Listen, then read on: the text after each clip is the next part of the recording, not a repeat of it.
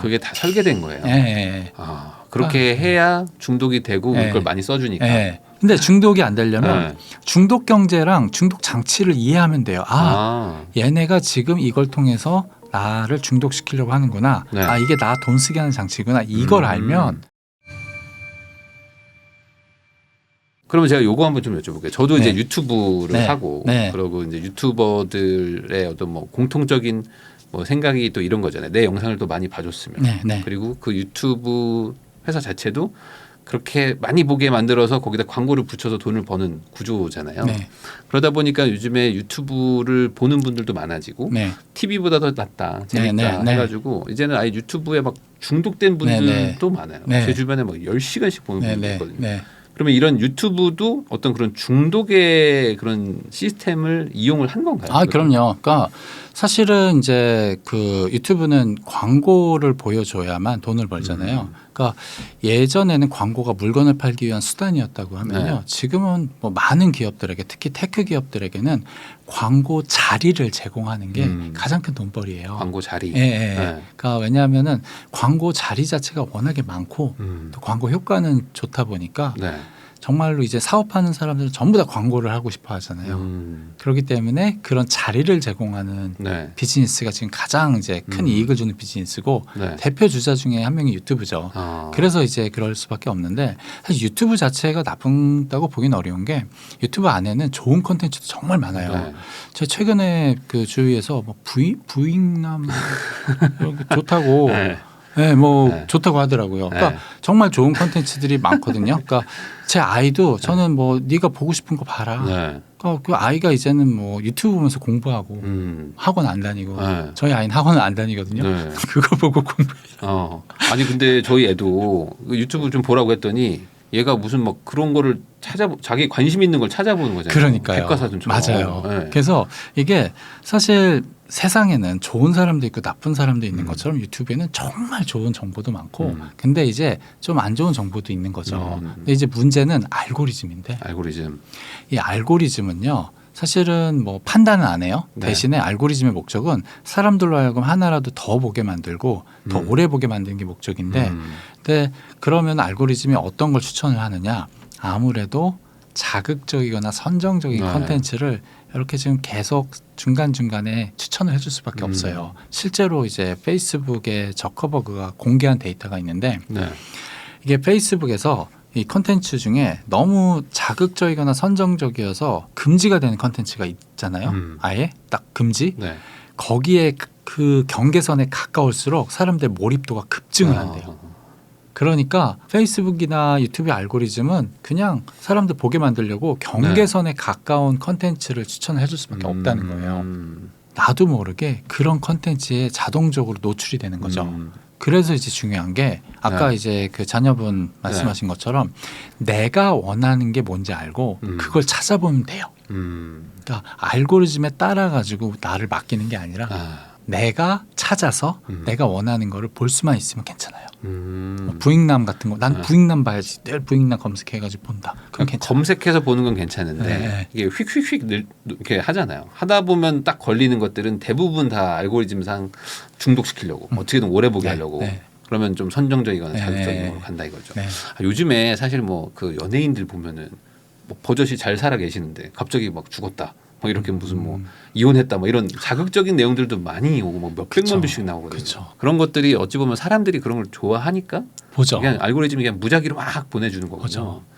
야, 그러면 이런 게 어찌 보면 이제 유튜브뿐만이 아니라 이 전 어떤 모든 경제에 다 지금 적용이 된다고 봐요. 네네. 그래서 사실은 이제 이렇게 사람들을 자극시키거나 흥분시키는 컨텐츠를 계속 이렇게 보여주고 그 다음에 여러 가지 이제 중독 장치들이 있는데 뭐 선물을 받더라도 우리가 기대하지 않는 순간에 선물을 받으면은 되게 좋잖아요. 깜짝 선물. 그런 것처럼 요즘은 할인이나 쿠폰도 사람들이 예상하지 않는 순간에 탁탁탁 날라오고 그다음에 이제 사람을 중독시키는 게 다른 사람들의 칭찬과 사랑 이런 건데 요즘은 뭐 제품 구입하고 후기를 올려도 사람들이 좋아요 반응해 줄 수 있고 그러니까 그다음에 이제 보상을 받을 때 선물을 받을 때도 그냥 받지 않고 막 바바바밤 하면서 화려한 엄청, 그래픽과 소리 이런 게 이제 함께 나오고 이런 것들이 다 중독 만드는 장치들인데 이게 다 많은 앱에 공통적으로 사용이 돼요. 그게 다 설계된 거예요. 예. 그렇게 해야 중독이 되고 그걸 많이 써주니까. 그럼 많이 써서 결국에 광고를 받는다. 네, 그래서 광고를 통해 수익을 얻거나 아니면 이제 물건 파는 커머스 플랫폼이면 물건을 팔거나, 그러니까 중독이 이익이 되는 거죠. 그게 이제 중독 경제 개념이에요. 네, 그렇게 되면은 나는 또 소비하고, 그럼 또 저축 안 되고, 그러면 또 자존감 떨어지고, 다시 또 거기 중독되고, 이 악순환이 생기는 악순환이죠. 거군요. 그러면 예를 들어서 어떤 어플이나 뭐 앱 같은 뭐 우리가 일상적으로 쓰는 거에서 이런 장치들이 있다라고 혹시 뭐 설명해 주실 수 있는 게 있을까요? 일단은 요즘 공통적으로 리뷰 시스템을 다 만들잖아요. 쇼핑이든 뭐든. 그다음에 이제 앱에 관계없이 사람들로 하여금 자기의 사진이나 글을 올리게 하고 다른 사람들로 하여금 거기에다 반응을 할 수 있게 해주는 그런 시스템인데 그 반응 시스템이 이렇게 보시게 되면은 칭찬만 할 수 있지 비난은 못해요. 그러니까 좋아요만 표시할 수 있지 싫어요는 표시 못해요. 싫어요 없어졌어. 그러니까 칭찬만 받게 해주는 거예요. 이런 것도 이제 하나하고 그다음에 이제 뭔가 내가 뭐 자기 관리를 위해서 어떤 앱을 했는데 목표를 달성했다 그러면은 뭐 뭔가 빠바바밤 하면서 이제 달성했습니다. 사람의 뇌가 이렇게 보상을 받을 때 자극이 되는 데가 있는데 거기가 자극이 되면 중독이 생기거든요. 근데 작은 보상을 받더라도 보상을 받을 때 화려한 그래픽이나 소리가 사용이 되면 뇌가 되게 강하게 인식을 해요. 내가 보상받았다고. 요즘 게임하다가 아이템 오픈할 때 그냥 오픈 안 되죠. 장난 아니죠. 따다다다 막 갑자기 골드가 막 번지면서 딱 열리는데 나오는 건 별거 없어요. 너무 잘하시네요. 우리 애가 하는 거 봤어요. 뭐 대단한 건 안 나오는데 거창하게 하더라고요. 네, 뭐 그런 장치들. 그다음에 이제 불규칙적으로 보상을 주는 거죠. 원래 사람이 딱 내가 언제 뭘 받을지 알면은 기쁘지가 않은데 그러니까 옛날에는 할인도 정기 바겐세일 해가지고 1년에 몇 차례 정해져 있었잖아요. 그게 아니라 불시에 딱 뭐 할인이 뜨고 막 쿠폰이 뜨고. 나도 이렇게 기대하지 않는 순간에 뭔가 받게 되면은 뇌가 큰 기쁨을 느끼면서 거기 또 중독이 생기는 거죠. 그러면 이렇게 중독 경제가 단어만 보면 좀 좋게 느껴지지는 않는데 이게 뭐 단점과 장점이 같이 있을 것 같거든요. 그럼요. 네네네. 아무도 대놓고 중독이란 표현 안 써요. 중독이란 표현 자체가 좀 부정적인 그런 뉘앙스가 있으니까. 근데 사실은 앱을 기반으로 하는 사업자들은 중독을 놓고 뭐 무한 경쟁을 하고 있다 이렇게 봐도 과언이 아닌데 경쟁이 심화되기 때문에 그만큼 초기에 가입자를 끌어모으기 위해서 혜택을 되게 많이 주거든요. 그래서 혜택은 다 취하고 중독만 안 되면 돼요. 어려운 얘기인데. 그래서 근데 중독이 안 되려면 중독 경제랑 중독 장치를 이해하면 돼요. 얘네가 지금 이걸 통해서 나를 중독시키려고 하는구나. 이게 나 돈 쓰게 하는 장치구나. 이걸 알면 마음이 딱 방어를 하고 경계를 하거든요. 그래서 잘 이해하는 게 중요해요. 잘 이해하고 혜택만 다 챙기고. 그게 제일 좋죠. 저도 쿠팡을 쓰다가 그 로켓 와우 뭐 이런 걸 끊었거든요. 그러니까 계속 그걸 가입하라고 막 오잖아요. 그리고 뭐 싸게 해주겠다고 한 달 더 해주겠다고. 근데 그거를 계속 안 하고 있어요. 일부러. 그것만 쓰세요. 그리고 또 그러니까 그것만 딱 쓰라고요. 왜냐하면 그거 하게 되면 또 막 또 사니까. 그러니까 아예 저는 접근을 안 하겠다. 이런 식으로 하고 있는데. 그런데 그렇게 하는 것보다는 내가 만약에 이게 어떤 것들이 나를 이렇게 조종하는구나를 알면 얻을 것만 얻고 이렇게 좀 피할 건 피하는 게 가능하거든요. 그냥 분명히 혜택도 있긴 있으니까. 혜택 많아요. 혜택이 많으니까 그것만 딱 이용을 하면 좋겠다. 그러려면은 이제 찬찬히 좀 그걸 좀 뜯어봐야겠네. 잘 알아야죠. 내가 그냥 막 그냥 쓰는 게 아니고. 여기서 좀 그 뭐 체리 피커라고 하나요? 그런 것처럼 쏙쏙 빼먹는 거. 근데 이것도 되는 사람이 있고 안 되는 사람도 있잖아요. 이게 잘 현재형들 잘 안 될 것 같은데. 현재형들 잘 안 되죠. 이렇게 괜히 체리 먹었다가 체리 너무 좋아. 더 먹어야 되겠다. 그러면 안 되니까. 그러니까 안 되겠으면 아예 끊고. 자기가 좀 이렇게 착착 빼먹을 수 있을 것 같으면은 좀 한번 해보는 것도 나쁘진 않다. 아무래도 이제 모든 앱이나 뭐 경제가 다 이렇게 중독으로 가게 만들면 우리 소비자들은 어찌 보면 그냥 하염없이 당해야 되는 거 아닌가. 이거를 뭐 어떤 마케팅 같은 것들에서 벗어나기가 좀 쉽지 않은 구조인 것 같기도 한데 네, 네. 소비자들은 그러면 어떤 생각을 좀 가지고 있는 게 좋을까요? 일단 그래서 그러니까 요즘 이제 이런 중독 경제의 가장 무서운 점, 그 다음에 좀 우려되는 점은요. 내가 가지는 마음의 욕구라든가 감정이나 생각이 네. 사실은 내게 아닐 수가 음. 있거든요. 누군가가 나로 하여금 이런 욕구를 가지게 만들고 이런 감정을 가지게 만들고 이런 생각을 하게 만든 건데 네. 그거를 이제 모르기가 쉬운 게 문제거든요. 근데 그거를 알면은 네. 사실은 이 중독 경제가 나한테 되게 유리하게 활용될 수 있는 이용될 수 있는 시스템이기도 해요. 그래서 그러니까 결국은 그래서 이걸 이제 뭐 메타인지라고 그러니까 나를 내 위에서 볼 수 있는 능력. 네. 아 이것 때문에 내가 지금 이런 감정을 가지는구나. 이게 지금 나로 하여금 이런 생각을 하게 만드는구나. 이렇게 좀 나를 내 위에서 바라보고 그 다음에 지금 이제 이 중독 경제 시스템이 어떻게 작동하는지를 제대로 알면요. 뭐 이용할 것만 이용하면서 사실 혜택도 많이 받을 수 있고 이 중독 경제 시대에 사실 정보를 얻는다거나 혜택을 얻거나 이런 것도 쉽잖아요 요즘에. 네. 그래서 이용할 것만 잘 이용할 수 있으면 저는 사람들이 지금보다도 한 단계 더 진화할 수 있다고 생각해요. 네. 근데 주는 대로 체리 주는 대로 받아 먹다 보면 도태될 거고 이걸 잘 이해하고 이용하면은 한 단계 네. 더 진화할 거고. 그러면은 이렇게 극단적으로 좀 중독 경제로 막 계속 가다 보면 반대로 네. 이제 다른 어떤 네. 뭐 움직임 같은 네. 것들도 나타날 그쵸. 수도 있는데 네. 어떤 게 있어요? 제가 이제 전 스타트업들을 많이 만나보는데요. 네. 최근에 이제 좋은 반응을 얻고 있는 스타트업들의 공통점이 있는데 그게 뭐냐면 제가 이제 중독 대안 비즈니스라고 부르는 네. 건데요. 이 사람들에게 도움을 주는 것들. 그러니까 이게 중독 경제가 심화가 되면은 지금 자기 관리도 어려워지고 막 목표 달성하기 위해서 막 노력하기도 어려워지고 시간 관리도 어렵고 막 사람들이 그렇거든요. 그래서 자기 관리를 도와주는 서비스, 그 다음에 목표 달성을 도와주는 서비스, 좀 디지털에서 벗어나서 네. 디지털 디톡싱을 도와주는 서비스, 그 다음에 오프라인에서 좀 사람들이 소규모로 만나가지고 친밀한 관계를 맺게 해주는 서비스 이런 거가 지금 최근에 되게 유망해요. 그런 걸로 사람들이 니즈가 막 생기고 있다. 네. 거의 막 폭발하고 그래요? 있다고 봐요. 열품타라고 혹시 들어보셨어요? 못 들어. 이게 혼자 공부하기가 어려우니까 네. 요즘 그 친구들이 다른 사람들이 공부하는 모습을 보면서 함께 응원하면서 공부하는 거예요. 그래서 저 사람은 지금 몇 시간째 공부하고 있는지 네. 화면에 보면서 나도 공부해요. 이 앱이 만들어지자마자 그러니까 이게 2명에서 만들어가지고 네. 이제 초기에는 이게 뭐 이 사용자 환경이나 이런 게 좋지가 않았는데도 막 한 2년 만에 가입자가 280만 명, 막 네. 폭발적으로 네. 막 서버가 다운이 되고. 근데 너무 재밌는 게 뭐냐면 이게 앱이 좋지가 않은데 가입자가 폭발한 거예요. 그 얘기는 뭐냐면 니즈가 그만큼 이렇게 많구나. 크니까 네. 이게 완성도가 떨어진 앱이 나왔는데도 서버가 다운이 될 정도로 이렇게 폭발하는 거죠. 그 정도로 지금 이런 니즈가 엄청나요. 야, 체감은 하는 거군요. 뭔가 내가 중독돼 있고 뭐가 좀 힘들기 때문에 뭔가 나름 다른 사람에도 도움을 받아서 네. 같이 뭔가 네. 하고 싶다. 네.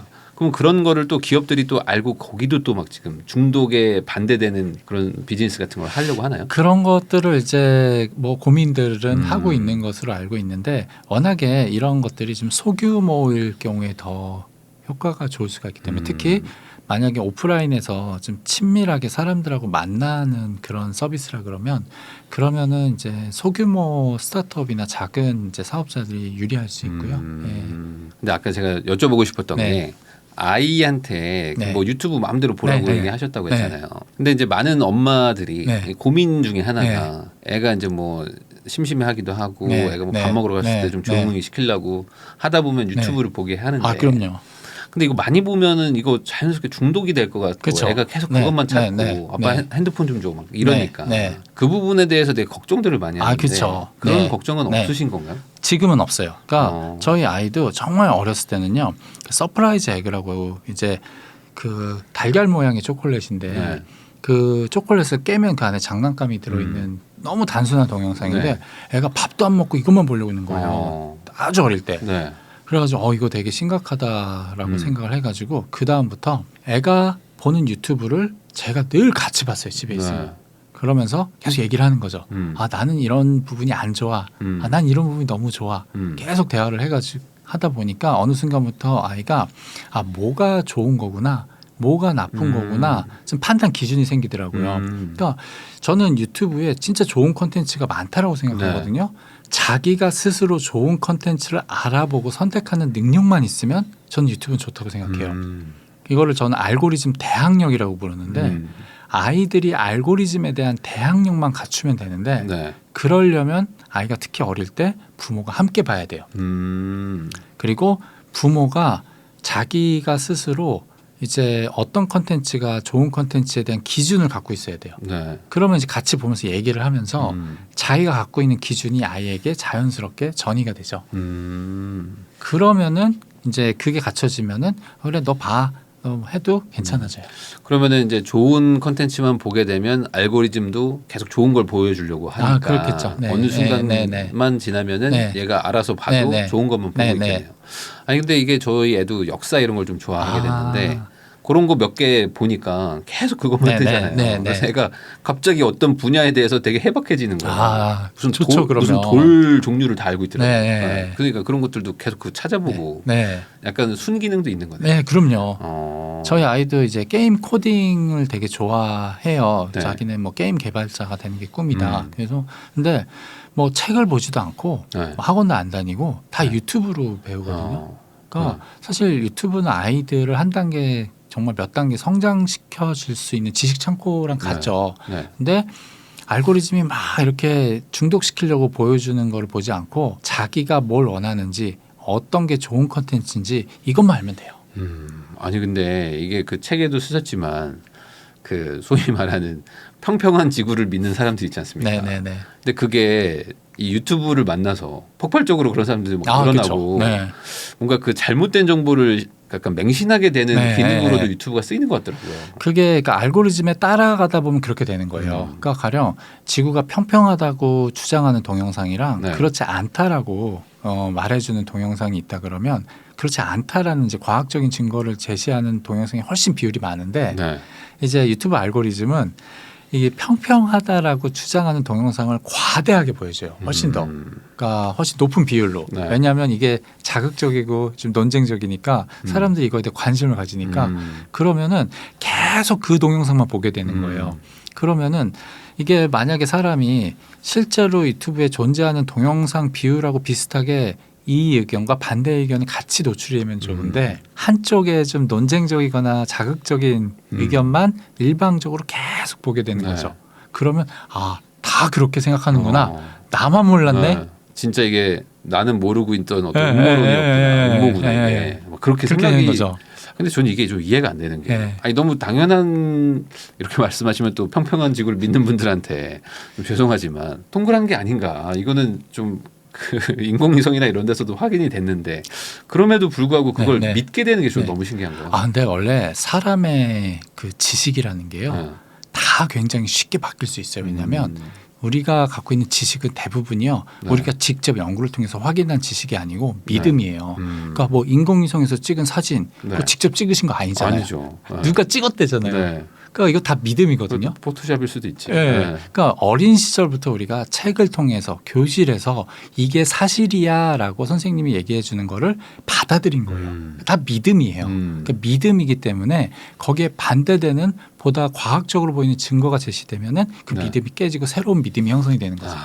근데 그게 꾸준히 노출이 되고 근데 이제 유튜브가 문제가 이제 지구 치면 이제 평평하다고만 계속 나오는 거잖아요. 이 둥글다는 거가 이제 점점 안 나오니까 이 사람이 이걸 안 보니까 그럼 알고리즘은 그런 어떤 선악을 판단하거나 뭐 판단 안 하죠. 틀리고 맞고를 판단 안 하니까 야 그럼 이런 거는 어떻게 막아야 돼요?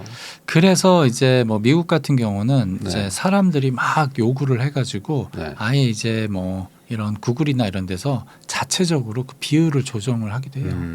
근데 그 한계가 있어요. 그래서 뭐 평평한 지구는 워낙 문제가 되다 보니까 그건 이제 노출시키는 비율을 자체적으로 조정을 한 걸로 알고 있는데 근데 이게 뭐 평평한 지구만 있는 게 아니고 이런 이슈들이 끊임없이 나오잖아요. 그걸 일일이 다 할 수는 없죠. 아니 뭐 저는 축구를 뭐 가끔 보지만 손흥민 선수 뭐 어디 이적했다 이런 영상 엄청 많고 근데 계속 토트넘에 있거든요. 근데 이적한 거는 뭐 거의 뭐 매달 어디 이적하고 있더라고요. 유튜브에 보면은. 근데 그런 것들이 뭔가 무방비하게 계속 노출되고 있다는 거가 그리고 막 조회수가 막 엄청 나오고 사람들이 그걸 계속 보고 있다는 게 문제가 될 것 같기는 한데. 딱히 아직까지는 어떤 뭐 방법은 없는 네. 상황이군요. 그래서 그냥 요즘 사람들이 뭐에 관심이 있지? 요즘 뭘 알아야 되지? 이런 이제 생각을 가지고 그런 정보를 얻기 위해서 유튜브를 보게 되면 아무래도 알고리즘의 영향을 많이 받잖아요. 네. 내가 어떤 정보를 얻고 싶은지를 확실하게 알면 좋아요. 그래서 나는 부동산 전문가가 될 거야. 그럼 부익남 봐야지. 딱 이렇게 되면 이제 그것만 볼 텐데 요즘 뭐가 이슈지? 그러면 이제 알고리즘에 따라가는 거죠. 항상 검색을 해서 보라. 네. 그게 가장 큰 차이가 네. 있을 수 있겠네요. 네. 그러면 교수님한테 좀 마지막으로 이게 지금 유튜브를 보고 계시는 분들이고 그리고 유튜브 자체도 사실은 어찌 보면 중독 경제를 추구하는 그런 또 시스템이다 보니까 이 유튜브를 나는 어떻게 생각해야 된다라고 이렇게 좀 개념을 좀 네. 잡으면 좋을까요? 네. 저희가 이제 살아가다 보면은 만나는 사람들 중에 진짜 좋은 사람, 나한테 도움이 되는 사람도 있지만 뭐 나쁜 사람, 뭐 좀 나한테 해를 끼친 사람도 있잖아요. 네. 근데 우리가 살면서 저 사람이 좋은 사람인지 나한테 정말 유익한 사람인지 아닌 사람인지 이런 거를 배우게 돼요. 근데 이제 사람에 대해서는 가령 뭐 나쁜 사람을 만나게 되면 뭐 사기를 당한다거나 네. 이렇게 이제 이런 일을 겪으면서 자연스럽게 사람에 대해서 안목이라는 게 생기잖아요. 똑같아요. 유튜브도 내가 좋은 컨텐츠가 뭔지에 대해서 안목을 가지게 되면 이렇게 좋은 게 어디 있어요. 정말로 너무나 많은 좋은 이제 정보가 가득한 곳이기 때문에 저는 제일 중요한 게 안목이라고 생각해요. 남들이 많이 본다고 그걸 보는 게 아니라 네. 진짜로 찐 컨텐츠, 좋은 컨텐츠를 내가 구분하고 이렇게 찾아내고 알아볼 수 있는 능력. 그래서 뭐 부동산 하면 부익남.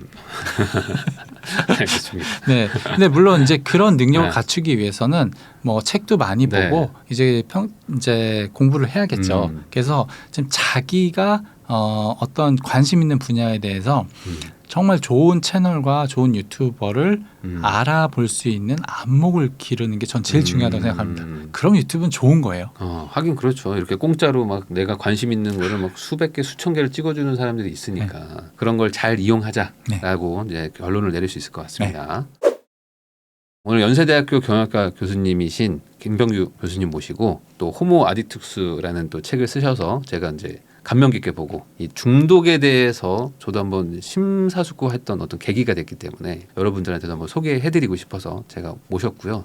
시청자분들한테도 많은 도움이 되셨기를 바랍니다. 저희도 이제 인사드리면서 영상 마무리하도록 하겠습니다. 교수님 오늘 너무 고생 많으셨습니다. 네, 감사합니다.